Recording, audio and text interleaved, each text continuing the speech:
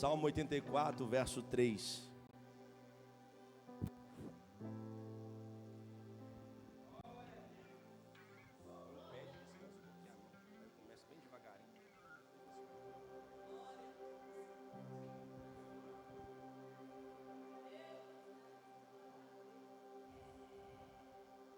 Salmo 84, verso 3.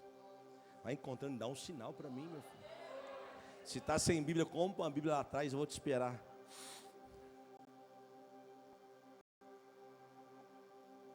Agora você não tem nem desculpa, tem Bíblia no aplicativo, Bíblia no telão, Bíblia no papel.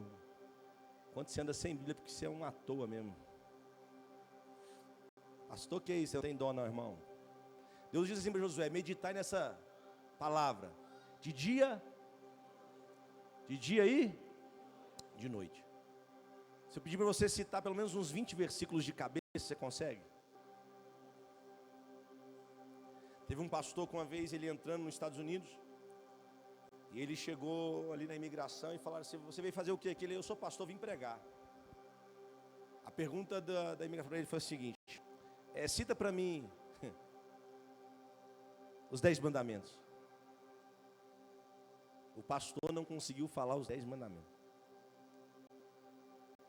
Aí o rapaz falou com ele assim: olha, vou te dar uma segunda chance. Talvez guardar os 10 mandamentos é difícil. Me fala só onde está escrito. Qual livro? Qual capítulo? Se você acertar, você entra. Se você errar, você pode voltar. Ele falou que naquela hora ele não lembrava. Aí ele fechou o olho e pediu: Espírito Santo, me ajuda. Aí o Espírito Santo soprou para ele: Êxodo 20. Aí ele: Êxodo 20. Aí quando foram conferir lá, estava escrito. Ele só passou por causa da Bíblia. Por que eu estou falando isso? A gente precisa levar o Evangelho a sério. Não é uma brincadeira falar da palavra de Deus. Tem 2000 anos que eles tentam destruir isso aqui e não conseguem. Tem 2000 anos que eles tentam acabar com isso aqui e não conseguem. Isso aqui é mais atual do que o jornal que vai sair amanhã. É a palavra de Deus. Se você valorizar a sua vida, nunca mais será a mesma. Nunca mais será a mesma. E hoje eu quero pregar algo que Deus colocou no meu coração nessa tarde. E eu anotei muita coisa, mas vou tentar ser o mais breve possível. Salmos número 84, verso 3 diz assim: até o pardal encontrou casa, e a andorinha ninho para si, onde põe a seus filhos, até mesmo nos teus. Eu não sei se você chegou, se você foi embora. Eu queria que você falasse um pouco mais alto. Nos teus altares, Senhor dos exércitos, Rei meu e Deus meu. Senhor, fala conosco. Precisamos ouvir tua voz. Queremos, Pai, viver a diferença da tua palavra, de quem recebe, de quem coloca em prática, quem vive a tua palavra. Que seja um diferencial, Pai, daqueles que entraram aqui para receber e viver para a glória do teu santo nome. Nós te pedimos ser conosco neste lugar, nesse ambiente, em nome de Jesus Cristo. Amém. E graças a Deus. Olhe para mim, redobre a atenção.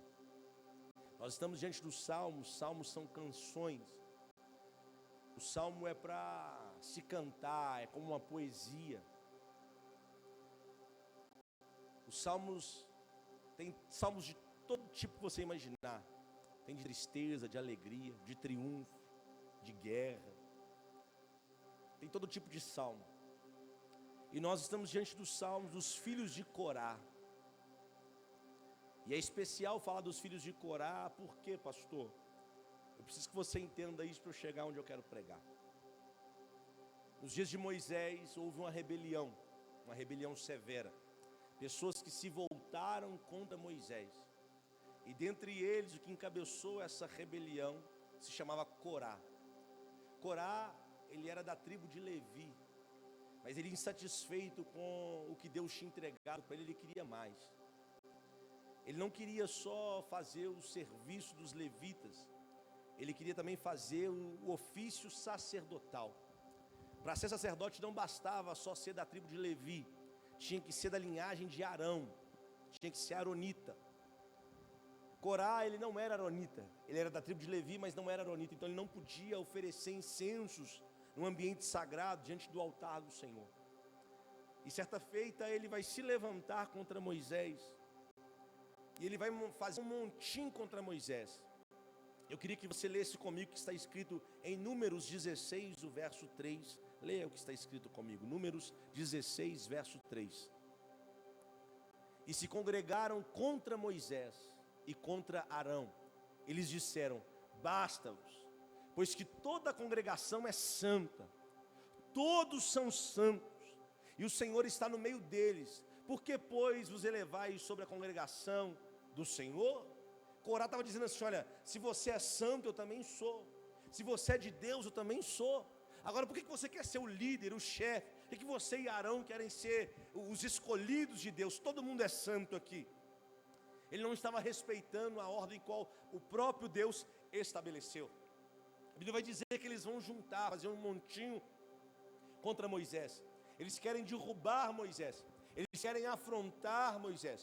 Eles querem destruir ali a autoridade de Moisés.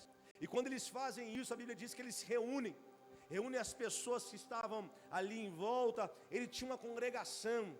Corá tinha uma congregação. Se fosse nos dias de hoje, Corá tinha uma igreja. Só que ele queria se comparar com Moisés. Ele queria entrar no Santo dos Santos. Ele não podia fazer isso. Tinha as pessoas certas para fazer isso. Vira para o seu vizinho e fala assim: se contente com aquilo que Deus confiou nas suas mãos. Tem gente que é assim, não valoriza o que recebeu do Senhor.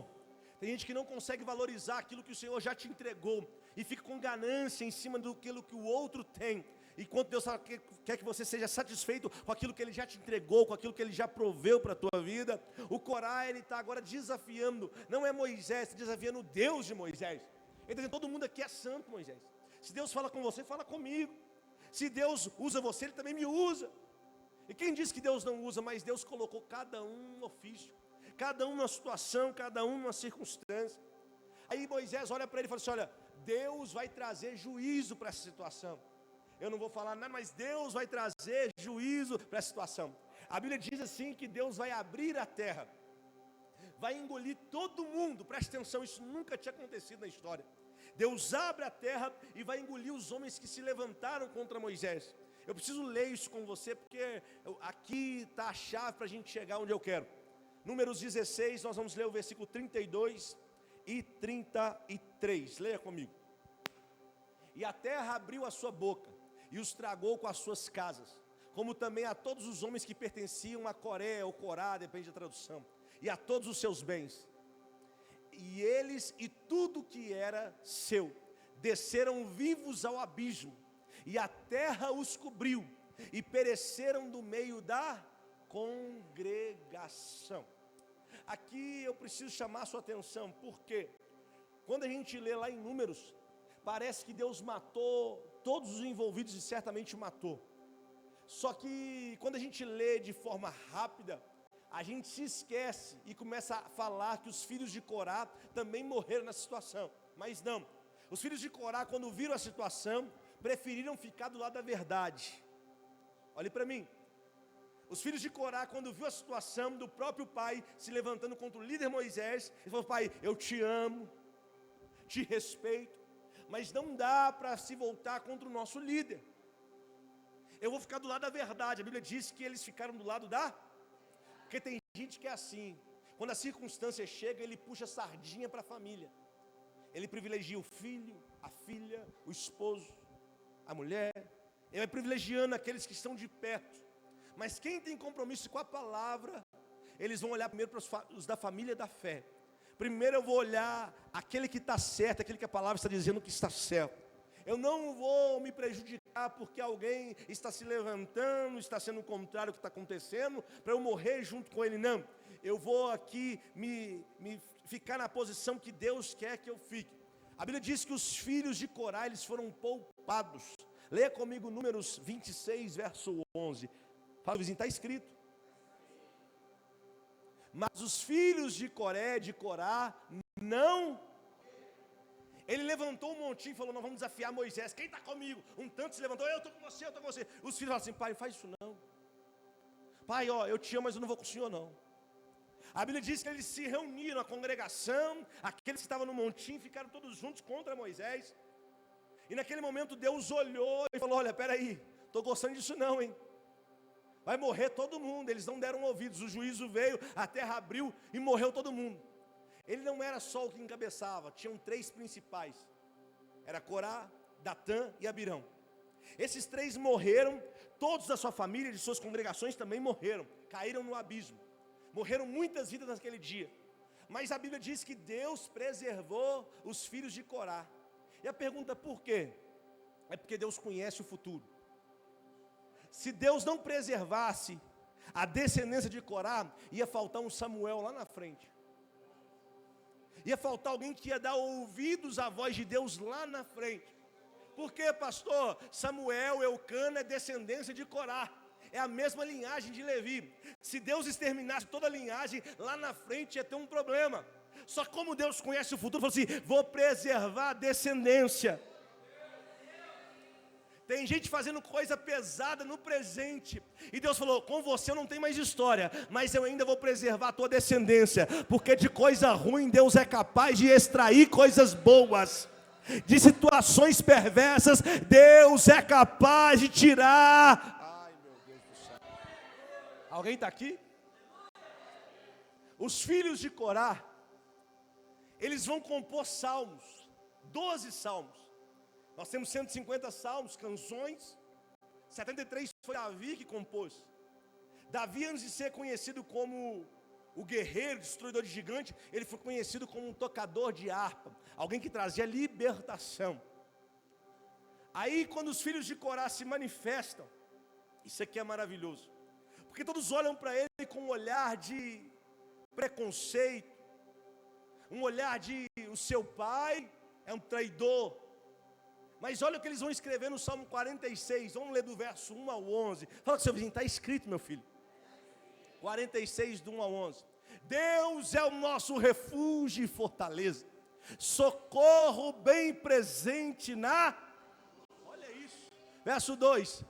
Portanto não temeremos, ainda que a terra se mude, ainda que a terra se abra, olha isso, e ainda que os montes se transportem para o meio dos mares, verso 3, ainda que as águas rugem e se perturbem, ainda que os montes se abalem pela sua braveza, há um rio cujas correntes alegram a cidade de Deus, o santuário, as moradas do Altíssimo. Vai, Deus está no meio dela, não se abalará, Deus ajudará já ao romper da manhã. Verso 6, os gentios se embraveceram, os reinos se moveram, ele levantou a sua voz e a terra se derreteu. Olha isso, o Senhor dos exércitos está conosco, o Deus de Jacó é o nosso refúgio. Vinde e contemplai as obras do Senhor, que desolações tem feito na terra. Olha isso, ele faz cessar as guerras até o fim da terra, quebra o arco e corta a lança, queima os carros no fogo. Olha isso, aquietai-vos e sabei que eu sou Deus, serei exaltado entre os gentios, serei exaltado sobre a terra,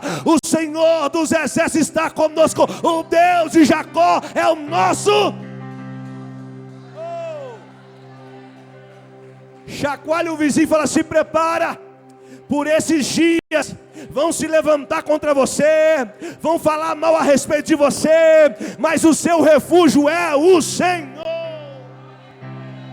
Alguém está aqui? Por quê, pastor? Vai acontecer coisa grande na tua vida, vai acontecer coisa poderosa na tua história. Meu irmão, se fosse você, eu já se preparava, porque muitos não vão entender, vão querer acusar, mas o nosso refúgio, a nossa segurança, a nossa fortaleza é o...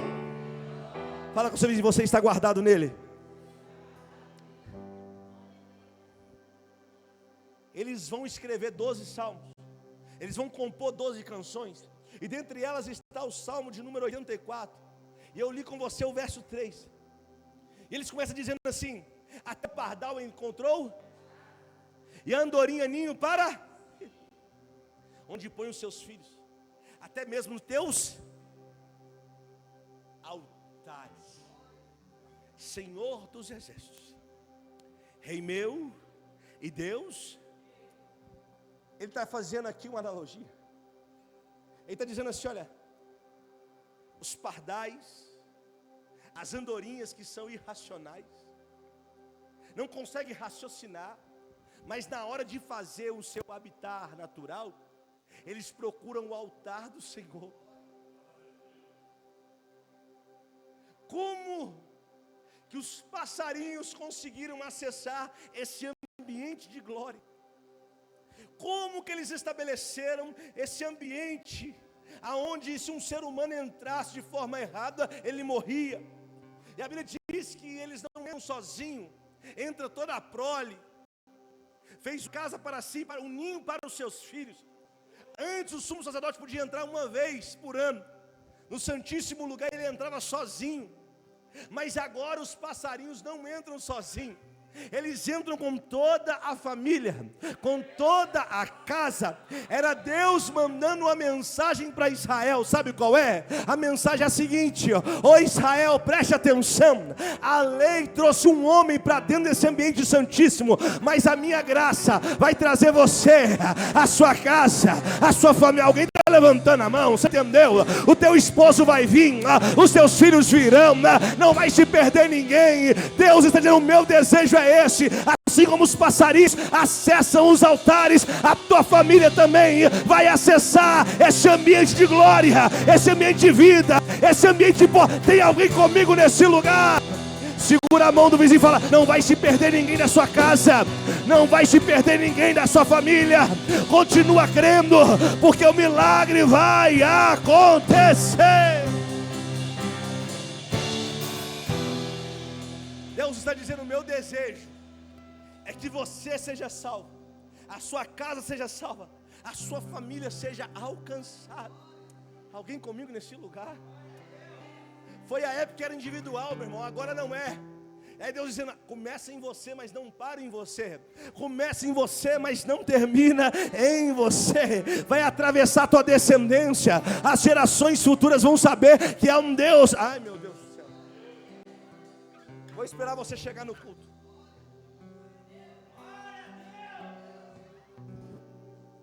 Um ser humano, se entrasse de forma errada, morria. Aí vem uns passarinhos agora, com a prole, e faz a casa, e faz o quê? E faz o ninho, faz o quê? Fala comigo: casa, ninho, fala habitação. Cutuca o vizinho e fala assim: altar não é lugar de passear. Fala: altar é lugar de morar. Aleluia. Oh, Deus falando. O que chama atenção é que quando ele vai escrever, ele diz assim: até o pardal encontrou casa, e andorinha ninho para si, onde põe os seus filhos. Até mesmo nos teus, observe que não é no singular, é no plural. Observe que não é um altar, ele está falando de vários altares. A pergunta é: de onde eles tiraram esses altares? Aí tem alguém que vai falar: eu só conheço um altar, eu só conheço um lugar. Mas aqui o texto diz que esses passarinhos encontraram os seus. Jesus lá em Mateus, se eu não me engano 10:16, ele diz assim: vocês precisam ser simples como as pombas, como as rolinhas. Ele está fazendo uma analogia com o Salmo 84, que no original aqui está falando sobre pombas, rolinhas. Ele está dizendo: vocês precisam ser simples como eles, porque na sua simplicidade você vai acessar o melhor lugar existente na face da terra, que é o meu altar. Olhe para mim. Quando eles estão escrevendo, compondo essa canção para todos cantarem, eles estão dizendo: olha, existe um ambiente de habitação, existe um lugar que você pode morar, e não vai ser só você, vai ser a sua casa, a sua família, os seus filhos, a tua descendência vai habitar nesse lugar. Eu quero liberar essa palavra, porque esse mês profético é Deus dizendo para alguém: calma, eu estou atraindo a sua parentela para o meu altar, e quando eles se apegarem para o meu altar, eles jamais vão sair da minha presença. Fala comigo: altares. Fala forte, fala altares. Grita para o vizinho e fala: altares. Deus estabeleceu 4 altares. Quantos altares? Prega comigo, você vai prestar um culto para Deus. Você não vai receber um culto, você vai prestar um culto. Então você vai pregar comigo aqui e vai reagir. Deus estabeleceu 4 altares. Quantos altares? 4 altares. 4. Olha para mim. O primeiro altar que Deus vai estabelecer se chama o altar de terra. Êxodo capítulo 20, versículo 24. Leia comigo, Êxodo 20, 24. Olha o que está escrito. Um altar de terra me farás, e sobre ele sacrificarás os teus holocaustos, e as tuas ofertas pacíficas, as tuas ovelhas, as tuas vacas, em todo lugar onde eu fizer celebrar a memória do meu nome. Virei a ti e te abençoarei. O Pai está dizendo, existe um altar, e esse altar é de terra, aonde eu vou vir visitar e vou te abençoar. Esse altar na Bíblia é um altar de consagração. O que é isso? Quem ergue um altar de terra está dizendo, eu consagro a minha vida ao Senhor Todo-Poderoso. Esse altar também, ele não é só de consagração, ele também é de recomeço. Ele é de quê? Começo. Alguém que teve uma vida pregressa, agora vai ter uma vida com o Senhor, dizendo, eu consagro a minha vida, e eu agora estou, Pai, dizendo que a partir de hoje, eu estou recomeçando diante do Senhor. O primeiro altar que Deus quer que nós acessemos, é o altar de consagração. Lembra que a gente começou o mês se consagrando, jejuando, orando? É proposital, porque quem entende de altar, sabe que Deus só vai responder quando você primeiro consagra a sua vida ao Senhor. Quando você agora fala, Deus, eu estou disposto a um recomeço, eu quero recomeçar, eu não quero a vida que eu tinha antes do altar, eu quero uma nova vida. Aí você passa pelo altar de terra. Teve um homem muito conhecido, seu nome Naamã. Ele tinha lepra, até conhecer o Deus Todo-Poderoso. Mas um dia, quando ele foi curado, teve uma nova história, porque ele teve um encontro com o altar. Ele vai voltar para sua casa. Quando ele vai voltar, ele fala assim, peraí, eu não posso voltar de qualquer jeito, eu preciso erguer um altar de terra, porque a partir de hoje é um novo recomeço. Pastor, onde está isso? Leia comigo, 2 Reis, capítulo 5, versículo de número 17. 2 Reis 5, 17. Fala com o seu vizinho, está escrito, meu filho. E disse Naamã, se não queres, desse a este teu servo uma carga de, que baixe para carregar mulas, porque nunca mais oferecerá este teu servo holocausto em sacrifício a outros deuses, senão ao Senhor. Ele está dizendo, eu estou voltando para casa, mas eu não volto de qualquer jeito. A partir de hoje eu consagro a minha vida nesse altar. Eu estou declarando que é um recomeço. Deus trouxe alguém hoje aqui para ouvir isso, que Deus está querendo, cadê a consagração? Porque eu vou ter um recomeço para a tua vida ministerial, eu tenho um recomeço para a tua vida sentimental, eu tenho um recomeço para a tua vida financeira. Deus trouxe alguém aqui hoje para dizer, se prepare, porque através do altar eu vou fazer nova a tua história. Quem crê nisso, reage aí em nome de Jesus. Segundo altar, pastor, qual é? Fala comigo, altar de pedra. Fala, altar de pedra. Êxodo 20, 25. Leia comigo, está escrito. E se me fizeres um altar de quê, gente? De quê, gente? Não farás de pedra lavradas, pedras perfeitas, lisas, mexidas, não. Se sobre ele levantares o teu profano-las. Ele está dizendo assim, você vai montar para mim um altar de pedra, um altar de pedra. E esse altar, ele não precisa ser perfeito. A pedra precisa ser lisinha. Vem com ela pontuda mesmo. Vem com ela quebrada mesmo. Mas só monta o altar. Porque esse altar de você é um reconhecimento que você não é perfeito. Tem gente esperando perfeição do pastor. Você vai quebrar a cara, eu não sou perfeito. Mas eu aprendi que mesmo em meio à minha imperfeição, eu não posso sair do altar. Tem gente que fala assim, eu não consigo ser perfeito, por isso que eu não vou para o altar. Não, é porque você não é perfeito, que você precisa ir para o altar. E quando você vai para o altar e ergue um altar de pedra, você está dizendo, na minha imperfeição, na minha limitação, eu não vou abandonar o altar de Deus. Pastor, quem disse que a pedra sou eu? Claro, não sou eu, é o que está escrito. Quando você está escrito. 1 Pedro 2,5. 1 Pedro 2,5. Você está aí? Eu não queria ler Bíblia, veio no lugar errado. Vós também, como pedras.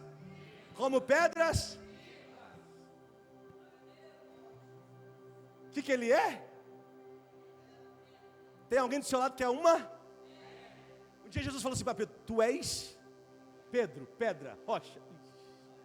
Sois edificados casa espiritual e sacerdócio santo, para oferecer sacrifícios espirituais agradáveis a Deus por Jesus. Primeiro altar de terra, consagração. Primeiro altar eu me consagro ao Senhor e Ele faz uma nova vida. O segundo altar é de pedra, eu pego a minha vida e falo assim: a minha vida agora é um altar ao Senhor. Eu não sou perfeito, mas eu te entrego a minha vida. Eu não consegui atingir a perfeição, mas eu não vou sair do altar. Eu estou pregando para alguém que está tendo dificuldade nesses dias, falando assim: Senhor, eu não estou aguentando, Senhor, eu não estou suportando. Mas Ele não te pediu perfeição, Ele só te pediu: não saia do altar, mesmo imperfeito, vá, erga um altar, porque é no altar que o meu fogo desce, é no altar que eu te visito, é no altar que eu modifico a tua estrutura.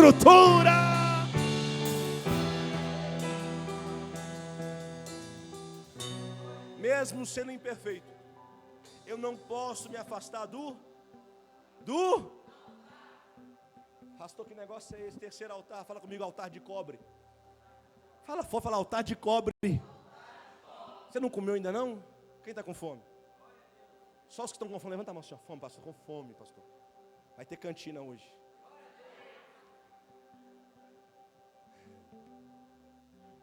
São quantos altares? São quantos?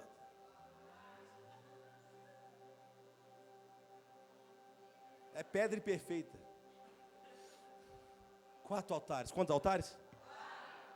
Nós estamos no terceiro. O terceiro é de cobre. O terceiro é de quê? Olha isso. Êxodo 38, verso 1 e 2. Fez também o altar do holocausto de madeira de acácia, de 5 côvados era o seu comprimento, e de 5 côvados a sua largura. Era quadrado de 3 côvados a sua altura. Verso 2. E fez as suas pontas nos seus 4 cantos, algumas traduções 4 chifres, da mesma peça eram as suas pontas, e cobriu-os de... O terceiro altar que Deus estabeleceu é o altar de cobre. Esse altar de cobre é o altar da entrega, é o altar que eu coloco o meu sacrifício. Quando o evangelho chega para você, ele não chega acrescentando, ele chega tomando, ele chega subtraindo. Pastor, o que tem a ver o evangelho com esse altar? Te mostro. Ali diz que é um altar só com 4 chifres. Quantos altares aqui? Um altar, 4. É porque é o mesmo evangelho com 4 perspectivas diferentes. Mateus, Marcos, Lucas, João. O único evangelho com 4 divisões. Olhe para mim, preste atenção nisso aqui. Para qualquer um que você olhar, você vai estar no mesmo lugar. Aquele que quiser vir após mim, negue-se a si. Começa perdendo, começa sacrificando. Então esse terceiro altar de cobre é o altar que eu entrego algo para Deus. É o altar que eu sacrifico algo a Deus. Normalmente Deus me pede, normalmente Deus fala: eu preciso que você entregue isso, porque você vai estar mostrando que está abrindo mão por algo maior. Abrindo mão por algo maior. Abrindo mão por algo maior. Abrindo mão por algo maior. Abrindo mão, porque o altar nunca vai tomar. O altar nunca vai tomar. O altar vai multiplicar e te devolver. O altar nunca vai tomar. O altar é um multiplicador natural de Deus na face da terra. Deus está dizendo: vai chegar uma hora que você precisa passar por esse terceiro altar. Qual é? O altar da entrega, é o altar da renúncia. Eu renuncio a mim mesmo, porque já não vivo mais eu, mas Cristo vive em...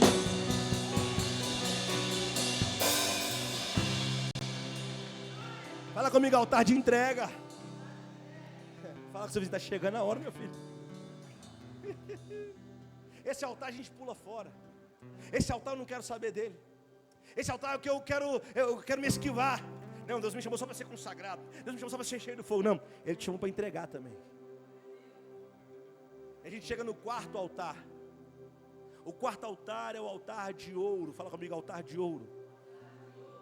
Êxodo 39, 38. Leia comigo, está escrito. Também o altar de... E o azeite da unção, e o incenso aromático, e a cortina da porta da... Aonde esse altar ficava? Simples. Esse altar ficava bem na divisão do santo lugar para o santíssimo lugar. Esse altar era um altar onde as pessoas chegavam, o sumo sacerdote tinha que chegar. Ele chegava ali com perfumes, essências, gálbano, estoraque, onixe, e ele derramava nesse altar, para que esse altar gerasse uma fumaça. Nesse altar tinha um incensário, e nesse incensário ele pegava e começava agora a balançar o incensário, para que uma fumaça comece a cobrir todo o ambiente. De repente ele agora colocava as mãos para dentro do Santíssimo Lugar e começava a balançar o incensário. Ele não podia olhar, ele tinha que balançar. Ele tinha que balançar. Quando a fumaça começasse a sair para fora, ele entendia: o lugar está repleto de fumaça. Então o sumo sacerdote, ele entrava uma vez por ano. Como ele entrava, pastor? Tinha toda uma preparação. Ele tinha que se preparar para estar naquele ambiente santíssimo. Aí agora vem os filhos de Corá dizendo assim: olha, os passarinhos fizeram casa, as andorinhas fizeram ninho para si. Eles encontraram os teus 4 altares, Senhor, e o Senhor não matou, o Senhor não tirou, o Senhor não expulsou. Aí vem o ser humano e começa a fazer o incensário ali. Eles tinham que dar 7 passos até a arca, ia com 7 passos, ia contando. Quando chegava lá, eles já estavam cobertos pela fumaça. Agora o ser humano não aparecia, quem aparecia era Deus. Ei, vou de novo, o ser humano não aparecia, quem aparecia agora era Deus. O 4º altar é Deus dizendo: vai chegar uma hora que eu vou ter que te tirar de cena, e quem vai aparecer na sua vida sou eu, quem vai aparecer na sua história sou eu. Eu estou pregando para alguém que já passou pelos 4 altares, e chegou a hora do Deus Todo-Poderoso se manifestar na sua vida e na sua história. Pastor, o que é o altar de ouro? É o altar onde eu não apareço, é o altar onde Deus aparece, é o altar onde eu não falo. Quem fala é Ele, quem dá a ordem é Ele. Levante as mãos aos céus. Deus está dizendo nessa noite: chegou a hora de acessar o altar de ouro, porque a sua vontade vai sumir e a minha vai prevalecer. Eu vou te surpreender com aquilo que eu vou fazer através da sua vida. Aleluia! Fica de pé.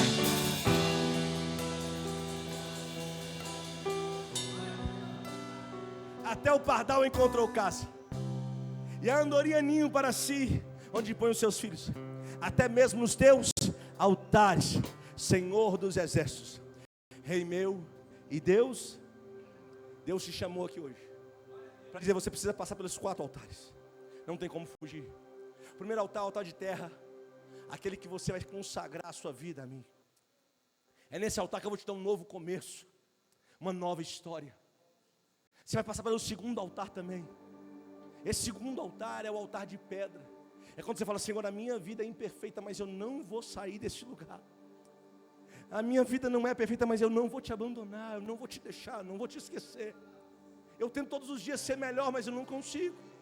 Paulo um dia disse: olha, o bem que eu quero, esse eu não faço, mas o mal que eu não quero, esse eu faço constantemente. Ele está dizendo: eu sou uma pedra imperfeita, mas mesmo assim eu não posso me afastar da tua vontade, do teu querer.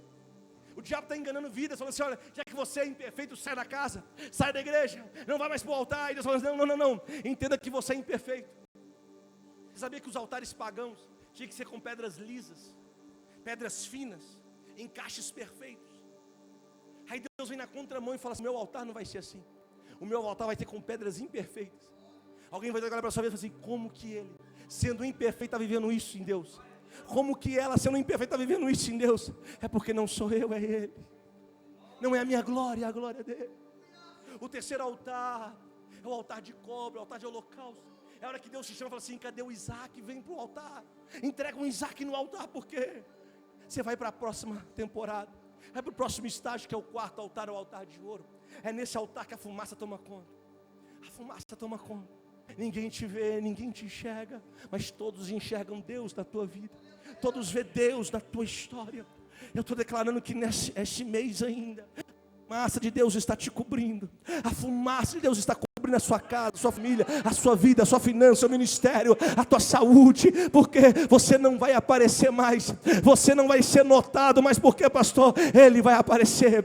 A glória é para Ele, o louvor é para Ele, a honra é para Ele. Deus trouxe alguém aqui para dizer: esses 4 altares eu não quero que você venha só visitar, só passar, não.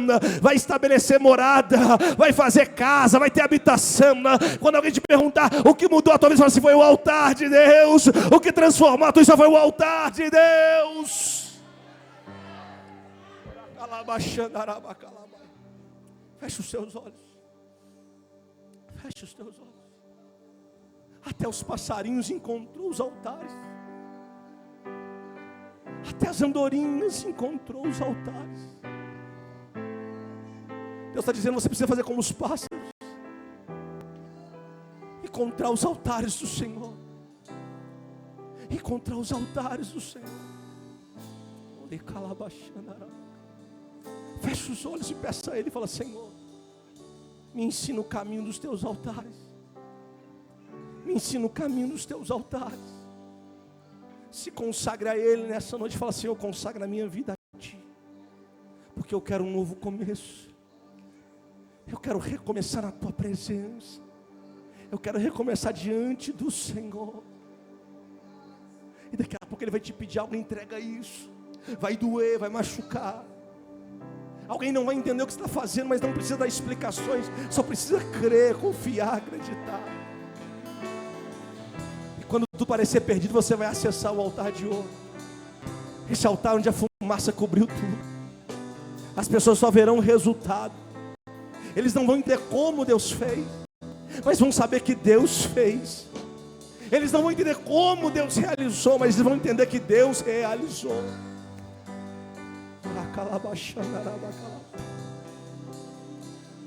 Feche os olhos, feche os olhos. Fala: Senhor, me dá o caminho dos altares, Senhor. Eu quero acessar esse caminho, esse ambiente.